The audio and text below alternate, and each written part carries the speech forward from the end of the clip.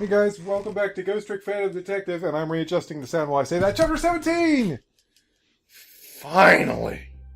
We're almost done with this game. The upended submarine continues to sink. sink. Okay, opposite is here to sink, but surely a long, long journey to the bottom of the sea.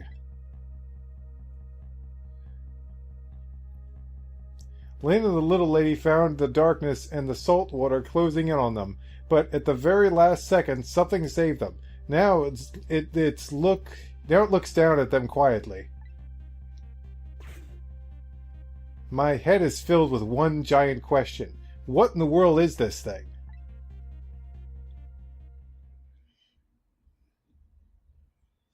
Hick!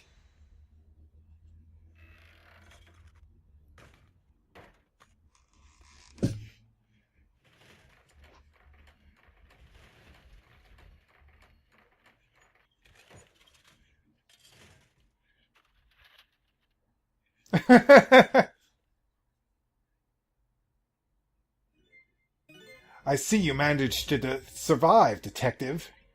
Hey, you're... Excuse my appearance, I seem to have lost my body.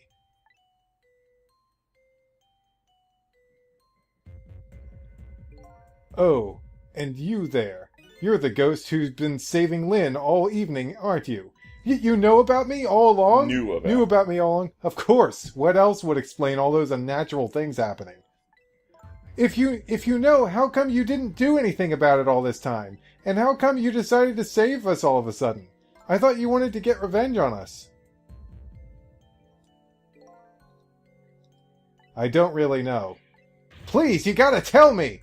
Tell me! I need to know!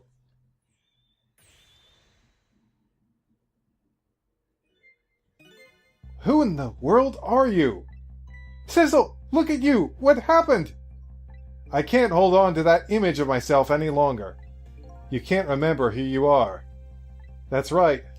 I came all this way tonight trying to chase down my own lost memory. For quite a bit of tonight, I thought I was you, Cecil. Cecil? My name isn't Cecil. I bet you'll remember really soon.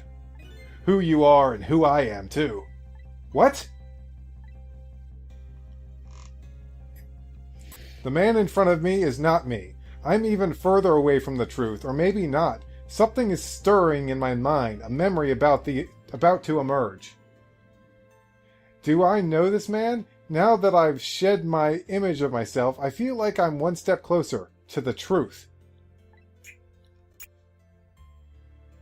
What was it? I don't know why the clicking keeps happening on the speakers. That's weird.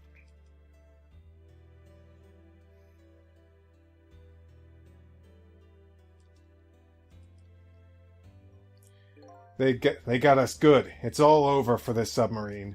Its engine room is destroyed, there's a hole in the hull, and it's sinking as we speak. What are you doing here? I thought you had to deal with those people. They betrayed me. I was a fool to trust them. They already have what they wanted now. The Temsic fragment. I didn't know they had it all figured out. You mean they figured out the source of your powers? Yeah, that meteorite radiation has two effects on living creatures. It gives power and time. If you don't mind, we'd like to hear more. Radiation's power effect. These 10 years, I've been watching that junkyard superintendent do his research, and I think I've kind of got some of it figured out. The meteorite's radiation gives spirits special powers, like possessing and manipulating objects. And in my case, swapping objects. Exactly. Apparently there are individual differences in the powers we get, and it seems these powers change as time goes by. They do?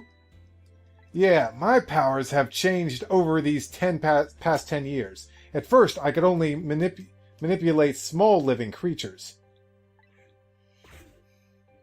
Now then, how do you suppose we got these powers? It's simple. It is. How then? In a nutshell... This is a bit loud. We died while exposed to the energy emitted by the meteorite. It's radiation. That's what does it? Dying while being exposed to the radiation? On that day 10 years ago.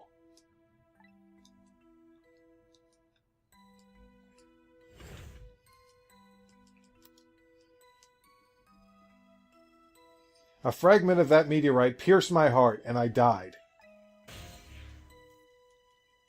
So, of course, I received special powers. Hey, wait a minute! Is that how I got my powers too? You know, you might be right.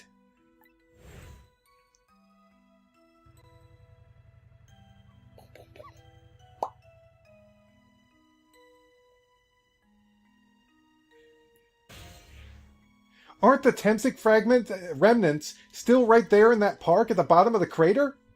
You're right. So that must mean I must have died in the presence of the meteorite's radiation too. The radiation's a time effect. Another effect the meteorite radiation has on us is that it gives us time. Again, I think this time effect is centered around the theme of death, but it's not all that clear.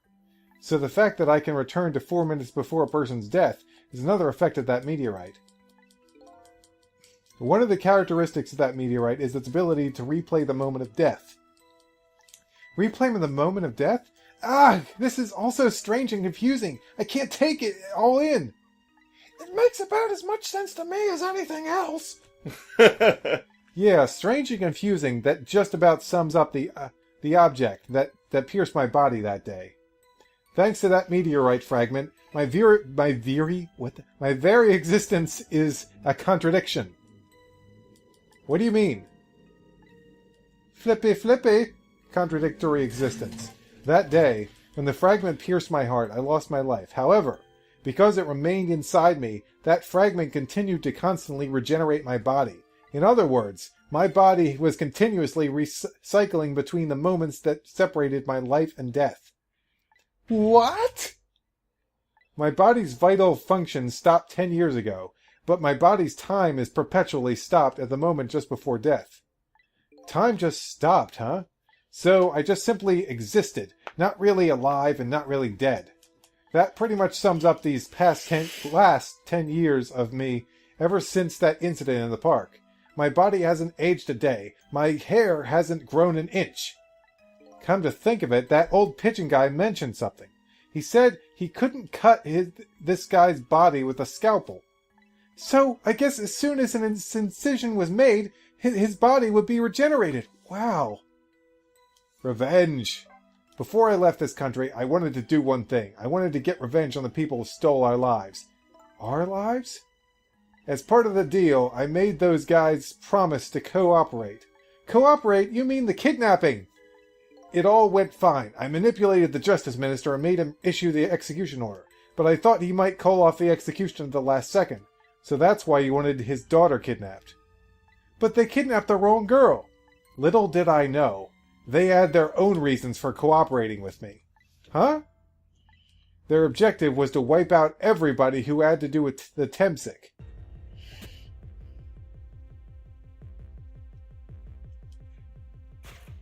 Detective Jia was one such person, so they were happy to cooperate.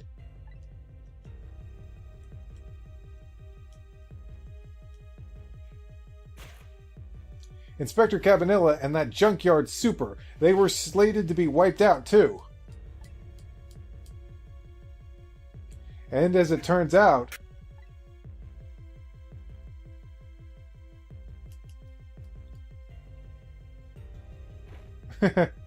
sudden movement by Cabanilla. I was one of their targets as well. So they stole my Temsic fragment and here I am. But they had one more final target. You, detective. Me? One final target. If you weren't there in the park that day 10 years ago, I never would have thought of doing something as stupid as taking a hostage. Oh, okay. But I was just a little kid playing in the park. Yeah, I know. Huh?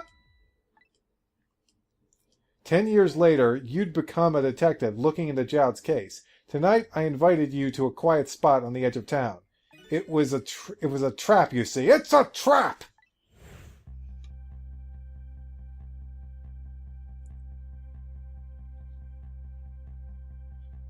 I told you who I was. You never saw my face that day 10 years ago, so of course you didn't recognize me. I wonder what he's got in that case.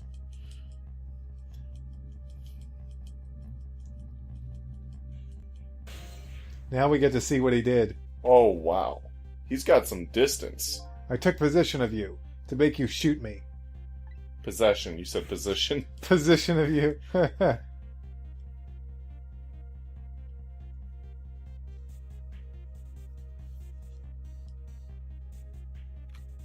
Your subconscious resisted me. Such incredible power. It was the first time I wasn't able to control somebody completely.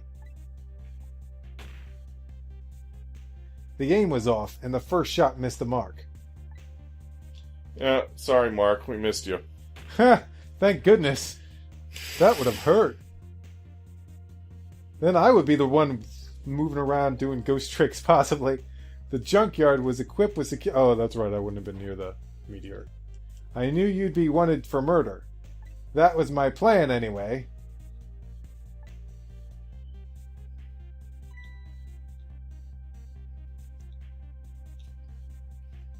And then, of course, this happened.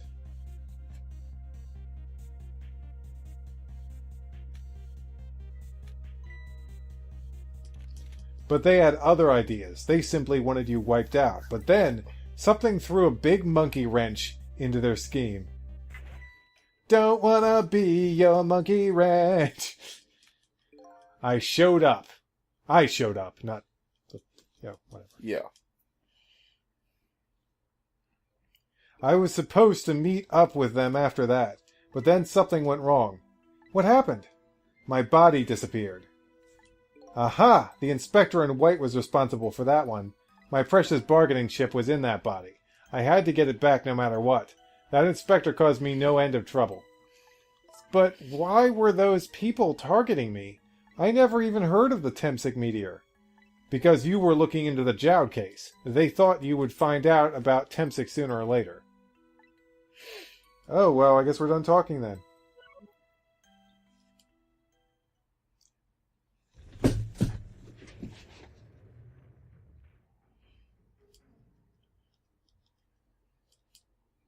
And that's pretty much the whole story. The only thing left to do now is wait for water pressure to crush this submarine.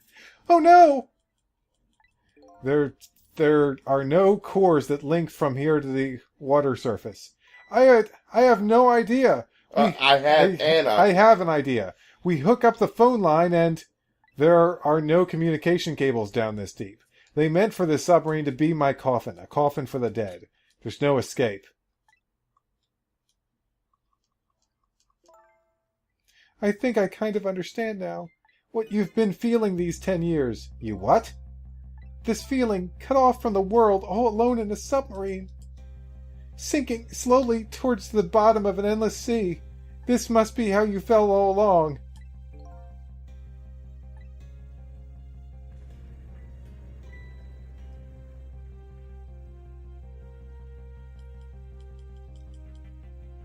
Lynn? Camilla! Is it true? We're stuck here? What? Oh,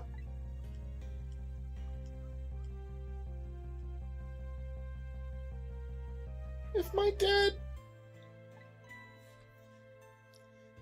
was here, I'd bet he'd save us.